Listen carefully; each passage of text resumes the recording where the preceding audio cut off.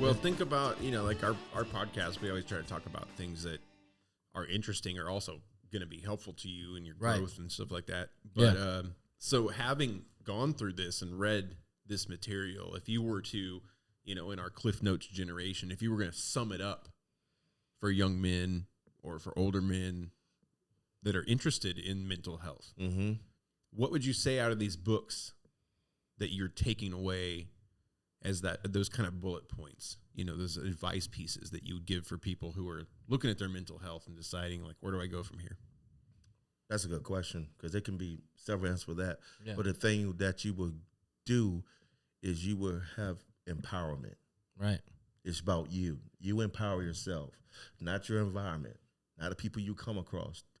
Take your power, keep your power. It's yours. It's nobody else's. So that's the thing about, like, you walk this earth. Getting control back. Getting control back and feeling that way is like. Understanding and growth. Yeah, it has nothing to do with Zach. It has nothing to do with your coworker.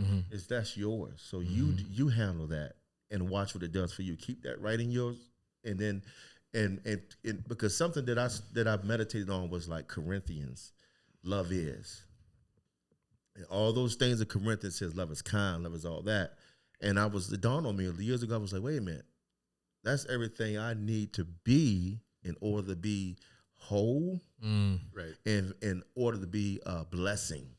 Because everything that whatever you got going on in you, you're going to carry that shit somewhere else and somebody's going to get it.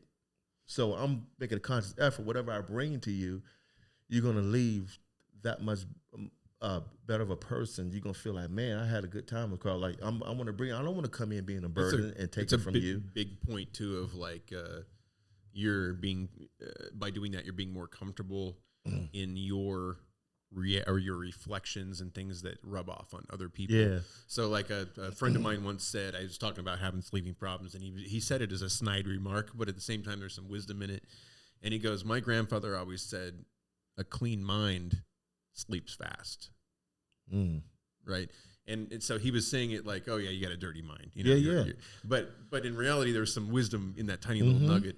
What it really should have said is that a content mind goes to sleep faster.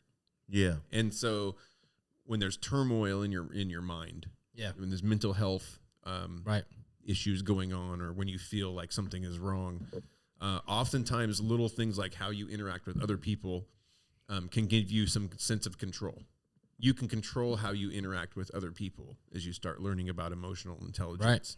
And then that can give you a sense of control within yourself. Yeah, it does. It does, and it builds this confidence ladder. Yep. And then pretty soon what happens is you're 100% confident in all of your interactions with people around you, because no matter what was going on that day, I gave my best to everyone around me.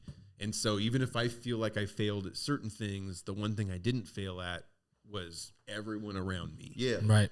Because wherever you go, there you are. Right. Meaning I'm hanging out with Zach. Zach gonna get this attention. Yeah. I go to work. Get what, Carl? Yeah. What you're gonna get the same Carl. Right, I go to work. They're gonna get the same Carl. I'm not gonna have to. I'm just coming in. I'm comfortable with what I'm bringing. Yeah. So all right.